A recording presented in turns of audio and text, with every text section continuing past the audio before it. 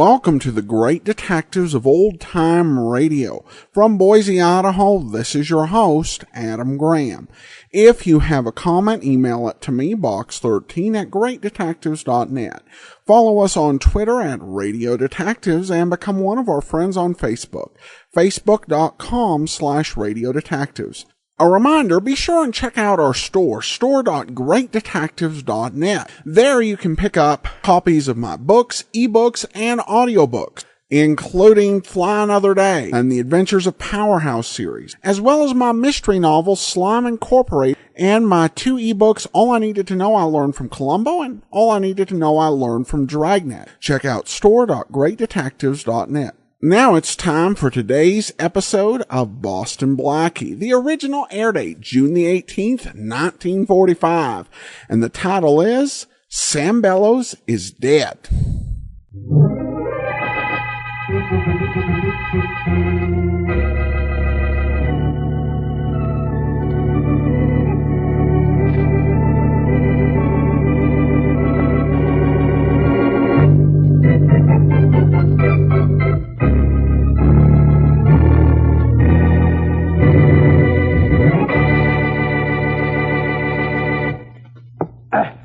$20, $30, and a bullseye of 100.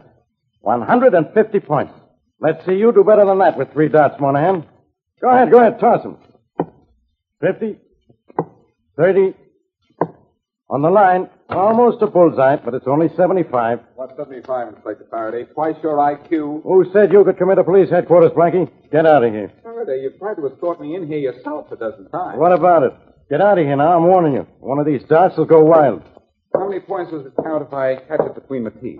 What do you want, Blackie? You, which shows how easy I am to satisfy. Okay. Monahan, get lost. We'll go on with our game a little later. I better be alone with this guy.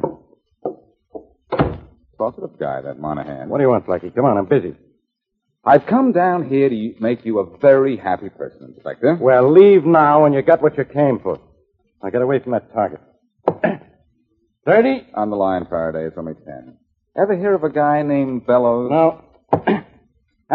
50. Lucky shot. Sam Bellows, a cripple. I never heard of him. Is that all you came down here for? 75. That's better. That's awful. I suppose you can do better. Than you? The answer is yes, no matter what you might be referring to. Give me the dart. 3 is all you get.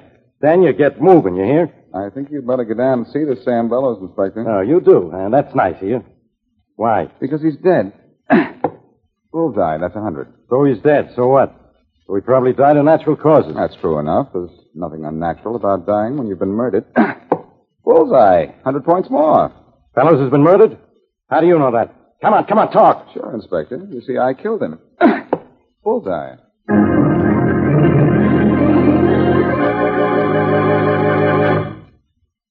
Now back to Richard Calmer's Boston Blackie. Enemy to those who make him an enemy, friend to those who have no friend.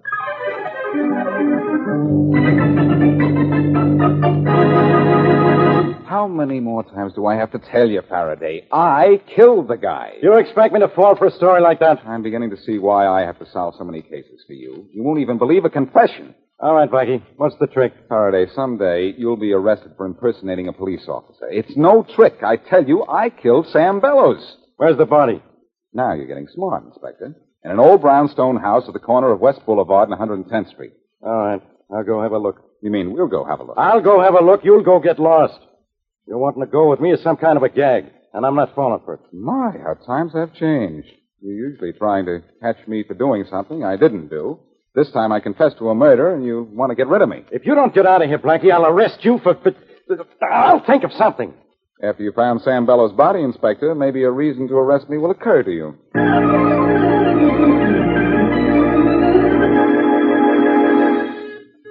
Mary, that's probably Charlie Kingston. Let him in, will you? Oh, of course, Blackie, sure.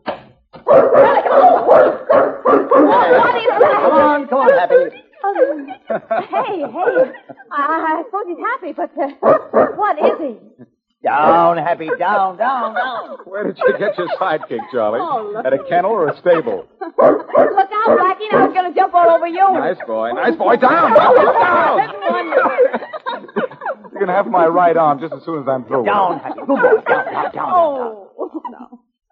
Oh, Charlie, what is that? A dog. If that's a dog, what's a horse? I'll admit he's a little large, Blackie, but he's harmless. Harmless. He tried to devour us before we were even introduced. Oh, no, Mary. He was just making love to you. Happy's a very strange animal. Pays no attention to me or to anyone else he knows well. He only likes strangers. Well, introduce us to him quick before we're stampeded. Maybe I better put him in the kitchen. Good idea. Oh, close the hall door, will you, Blackie? Sure. Come on, Happy. Nice boy. Oh, wait a minute, Charlie. The kitchen door opens out. Will you pull it towards you? Okay. I hope you don't mind if Happy plays in here, Mary. Of course she doesn't, Charlie. She wants a new kitchen anyway. Go on in. Go on. What kind of a dog is that, Charlie, besides big? We'll talk about Happy later. I want to know if you saw Sam Bellows. His house is impossible to break into, and he wouldn't see me in any normal way, so I went to Inspector Faraday and told him I had killed Bellows. What? Blackie. Don't worry, he didn't believe me. He wanted to investigate, but he wouldn't take me with him, so that idea is wasted. Maybe you went too far. Can't we talk about something besides murder just before dinner? I'm sorry, Mary. Oh, well, this is just before dinner, isn't it? Forgive the delay, Mary. You can have anything your heart desires at any restaurant you name. Oh, wonderful. What are we waiting for? Charlie, isn't a girl in love supposed to lose her appetite? Well, that's the way I always heard it. Mary, how you must hate me.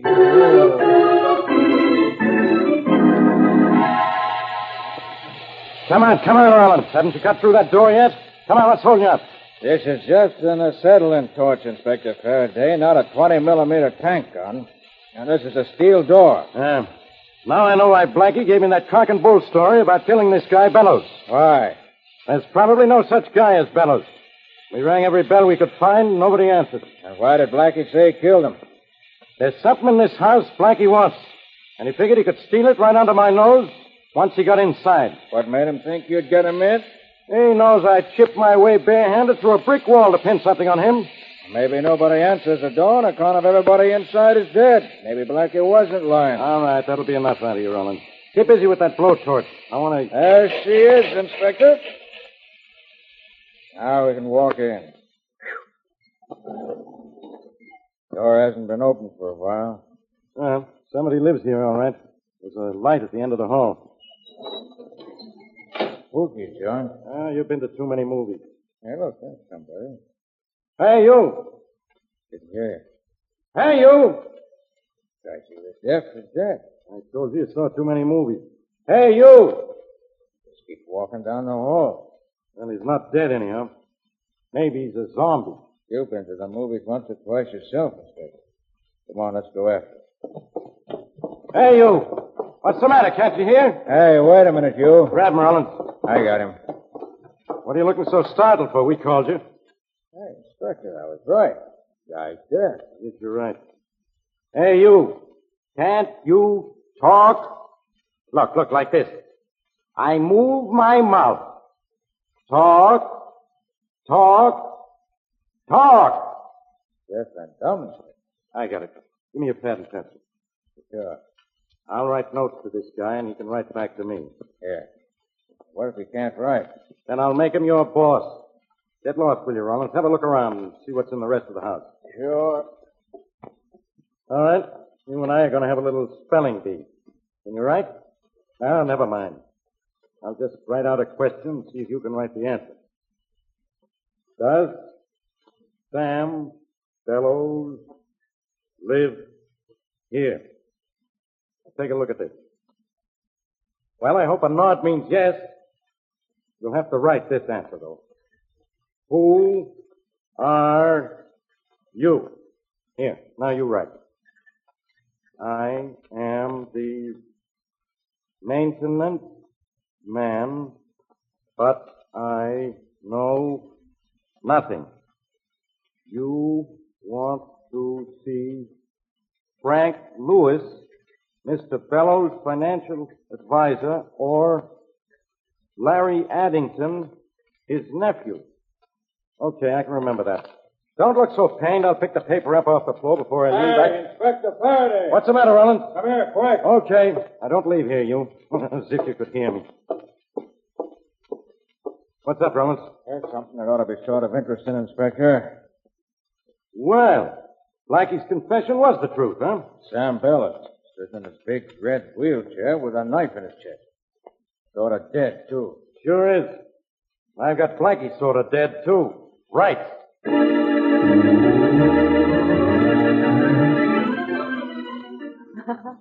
Well, thanks, Mary, for a wonderful evening. You're sure you don't mind if I leave Happy here in your apartment overnight? Oh, of course not, Charlie. He's a lovely dog. And he seems to like it there in my kitchen. Well, thanks. And thanks for the wonderful evening, too. And thank you for the wonderful dinner. And thank me for just tagging along, I suppose. Now, I am not expecting anyone. Well, let's see who you're not expecting. Alas, it is my secret lover. I confess all. Oh, come in, come in. Yes? Hello, Miss Presley. Inspector Faraday. Some secret lover. Blackie here? Yes, come in. He was just leaving. Well, the pleasant part of the evening is over. You're here, Inspector. What do you want? You, Blackie? Mary's got a priority. Thank you, sir. Faraday, this is Charlie Kingston. How are you? How do, Inspector? I think we met on the phone several weeks ago. Oh, that's right. So you did. I hope you enjoyed yourself this evening, Blackie, because it's the last fun you're going to have for a long time. Why, are you resigning from the force? I'm arresting you for murder, Blackie. Now, who did I kill? Sam Bellows. What? Blackie, you said you didn't see him. I didn't. Oh, no, of course not. And how'd you know he'd be found dead? Was he? He was. Come on, Blackie. I'm taking you down to headquarters. Faraday, don't be stupid. And put that gun away. I'll put it away when you're tucked away. In jail. Come on. All right, Inspector, you win. But let me get my raincoat, will you, from the kitchen? Oh, no, you don't. But all I want to do Go is into the kitchen and duck out the back way. But, huh? Inspector, I promise I'll you... get your raincoat for you. Which is the kitchen door? Blackie, Happy is in. Yes, I'm happy about the whole thing, too. Don't worry, Charlie. Oh, so everybody's happy, huh? That's fine. Now, which is the kitchen door? That one. Now, don't move, Blackie. I still have a gun on you. Yes, teacher. Hey, get down! Get down! Hey, somebody get this horse away from me! You knocked me down! Get this dog off me! Where's the trunk? So long, Faraday. I'm leaving. Get me out from under this face-licking pony! What? So you can arrest me for murder, huh? Nothing doing. I'm leaving Faraday, but I've got an idea, though. Fight him. At least that's news.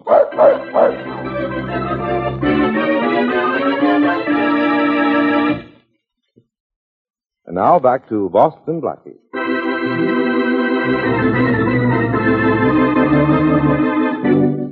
For a reason he chose to keep to himself, Charlie Kingston, Blackie's millionaire friend, asked Blackie to do anything in his power to see and talk to a man named Sam Bellows. Unable to break into Bellows' home, Blackie came to Inspector Faraday with a story that he had killed Bellows in his home and should be taken to the scene of the crime. But Faraday suspected Blackie's confession was a trick and went to Bellows' home alone. There he found Bellows, murdered. Faraday then tried to arrest Blackie for murder, but Blackie, as usual, escaped. It is early the next morning. As we return to our story, Blackie and Charlie Kingston, dressed as policemen, are climbing the steps of Sam Bellows' house. Are you sure we'll get by the policeman at the top of the stairs? Look at your clothes. We're policemen, too, remember? Mm-hmm. Won't this police guard recognize you? Not with a visor and my cap pulled down. Good morning, boys.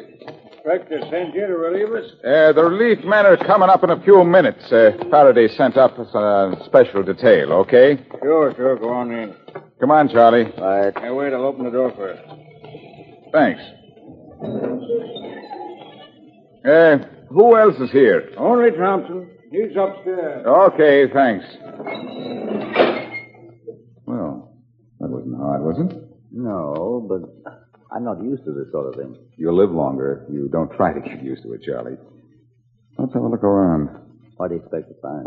Something that will lead us to Bella's murderer and take me off the spot. Well, let's hope we find it. Hey, Charlie, look at this crumpled paper on the floor. Yeah. Seems to be a note of some kind. Let's have a look at it. There seems to be two different kinds of handwriting on it.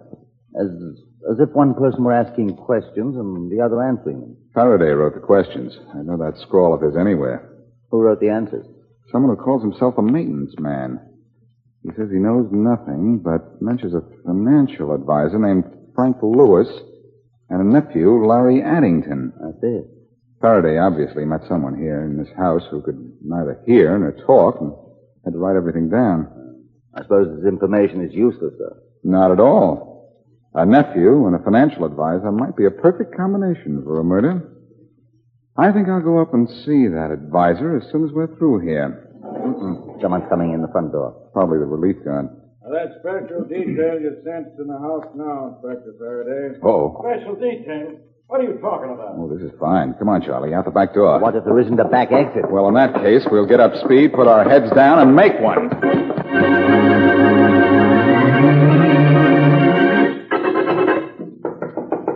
Yes?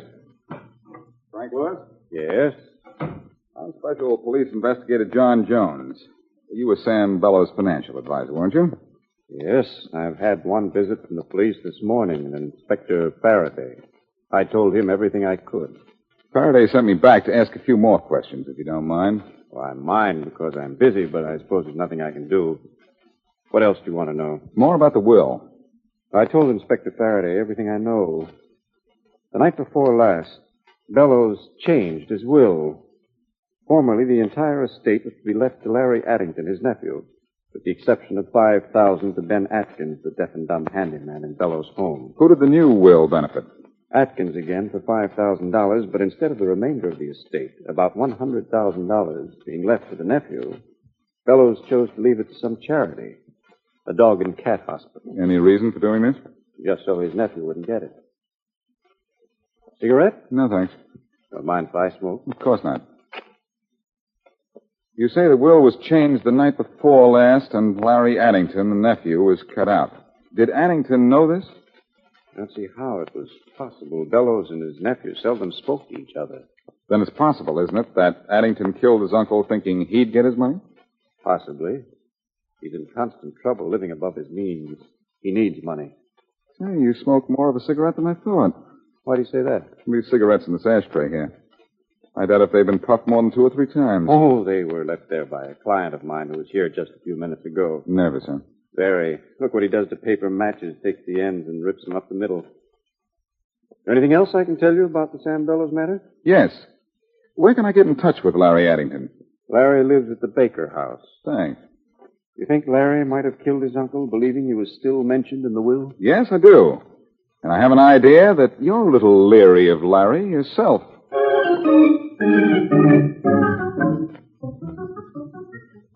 You have to stand still, Mr. Addington. Well, hurry up, will you, Martin? I'm trying to hurry, Mr. Addington, but I can't take the coat. You don't stand still. I don't like to stand still. Oh, we're going to be interrupted again. Come in.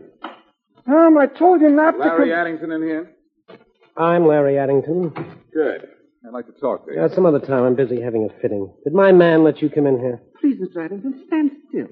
Where do you intend going in that tweet, Addington? To a racetrack? Your opinion is uncalled for, and so is your presence. There, Mr. Addington, how do you like the way the coat hangs now? Well, I guess so. Why all the new clothes, Addington? Anything wrong with a few new suits? Since my uncle was killed, I'm rich. Are you? Yes. I want to look the part of a man who's just come into a fortune. Well, look the part if you want to, Addington, but you haven't come into a dime. Wait till you read the paper. Wait till you read the will. My uncle left his money to me. Mr. Martin. Yes? Don't just stand there. Don't have all day. Oh, I was interested in this man's remark about your uncle's will. What remark? Forgive me, but he said... I said Addington here was completely cut out of his uncle's will. What? That's not true. I saw my uncle's will last week. Well, you should have seen it last night or the night before last, just before he was killed. He changed it? He made a slight amendment, Addington. He cut me off? Without a cent. How do you know? I just talked with Frank Lewis. He was your uncle's financial advisor. Why would he tell you anything? I have what you might call a slight interest in your uncle's murder. You aren't suggesting that If someone had suggested to you that your uncle was going to change his will, you might have killed him before he had had a chance to change it. I didn't know his will was going to be changed. That'll be hard to prove. Well, just try to prove I killed him. You know something, pal? That's exactly what I'm going to do.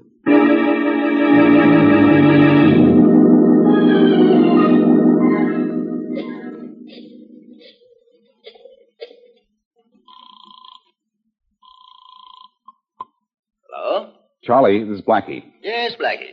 Mary said you were going to see Bellows' financial advisor and the nephew, Addington. How have things worked out? All right so far. I just left the nephew. Is he your man? I don't know. He thought he was going to get his uncle's money, so he might have killed him. The person we've overlooked is the deaf and dumb handyman Faraday found in the Bellows house when he discovered the body. How could he be involved? He was left $5,000 in every will Bellows wrote. He might have discovered that Bellows had cut the nephew off and killed his employer, thinking maybe suspicion would be all on the angry nephew. Well, I suppose a man of his means would kill for $5,000, wouldn't he? Charlie, there have been murders for 5 cents. I think I'm going to get some more dope on that handyman. Blackie, you can get back into Bellows' house. Faraday will have his policemen checking everyone who comes within a block of the place. I know it. I've been ducking Faraday so much today, I'm getting stoop-shouldered. Is Mary there? No, she isn't. I thought I could send her into Bellows' house as a newspaper reporter. She could get by Faraday's men with dark glasses and a new hairdo. I know where you can reach her. She just left here to take Happy down to the Mayfair Dog Hospital for a general checkup. Oh, thanks, Charlie. I'll go down there and meet her. Maybe I even belong with the dogs after the way Faraday's been hounding me.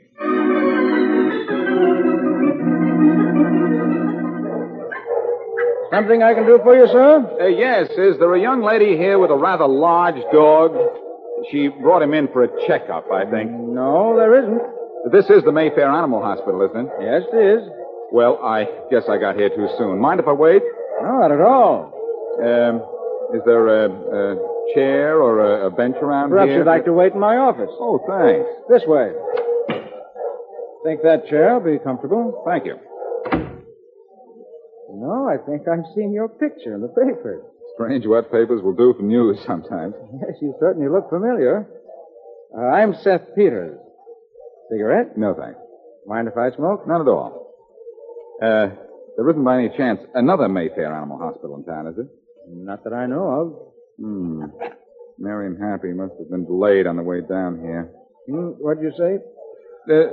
Nothing. Oh. Do you, always do that? Huh? Do what? Take those matches and tear them. Nervous habit. I try to break it, but I can't. Oh, I see. Would you mind pushing the ashtray over this way? Of course not. I'll put the cigarette out. How's your friend, Frank Lewis? Who? Frank Lewis, the financial advisor. I don't know any Frank Lewis. Why do you ask? That cigarette of yours makes me ask. A cigarette? Nothing wrong with it? Why, no. You put it out rather suddenly. Oh, I never take more than 3 or 4 drags. And you don't know Frank Lewis? Oh. Does he have the same habit? No, but you're lying when you say you don't know him. He has a client who does the same thing with matches and cigarettes. You. Well, no. Here. Lewis said Sam Bellows left his money to a dog and cat hospital. I think if I looked at Bellows' will, I'd find that it was, this place of yours. Don't know about that. You said you didn't know Frank Lewis. Yet you were up in his office this morning. It's not true. The ashtray in his desk was filled with torn matches and cigarettes barely smoked. You own this place? Yes, I do. That doesn't mean a thing. It means plenty. It means you killed Bellows for his money and then went to Lewis to collect. The fact that he denied you'd been there makes him part of the scheme. Just because I own this place, you think I killed Bellows, huh? It'd be worth your while. Well, I don't own this place. I merely front for the man who does. All right, who's the real owner? Frank Lewis, he's the man you want. Didn't even know Bellows was dead until Lewis called me to his office this morning. Come on, Peters. You're going down to police headquarters. But I tell you, I didn't kill anyone. Lewis did. He forced Bellows to change his will night before last, then killed him. Set that story to music, Peters, because when we get to police headquarters, you're going to sing.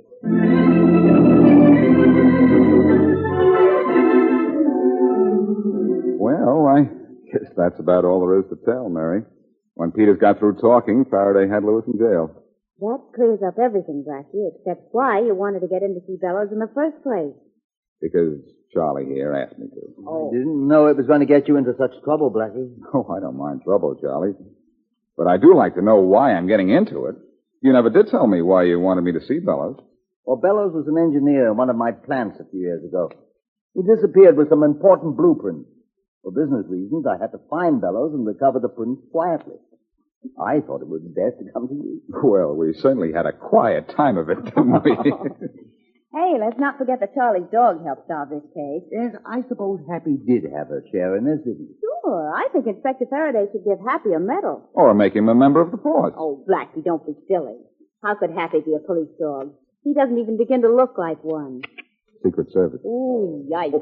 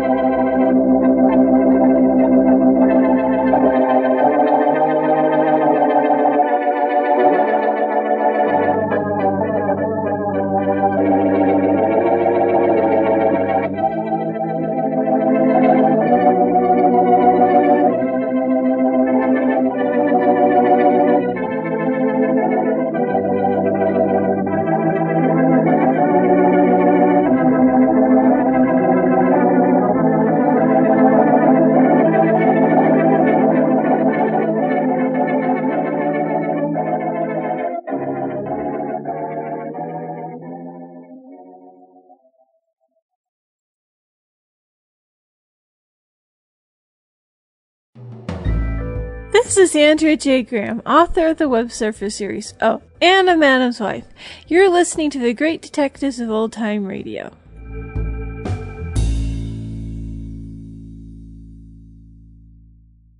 Welcome back. Well, this week I'm extra sympathetic with Faraday. Now, usually it's all on Boston Blackie's side. But as Blackie goes through this episode and is like, well, what is it with Faraday? And him hounding me? I'm like, it could be that you walked into the police station and confessed to the murder. Though then again, it was only Faraday's dedication to pinning a rap on Blackie that even got him to do that. So, all right, listener comments and feedback.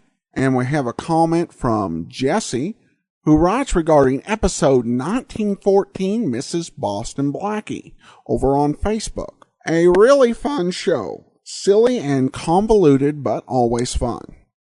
Thanks so much for the comment, Jesse, and for following us on Facebook. And that will actually do it for today. Join us back here tomorrow for yours truly, Johnny Dollar. Next Tuesday, the lineup returns. And then join us back here next Thursday for another episode of Boston Blackie. In the meantime, send your comments to box13@greatdetectives.net. Follow us on Twitter @Radio Detectives and become one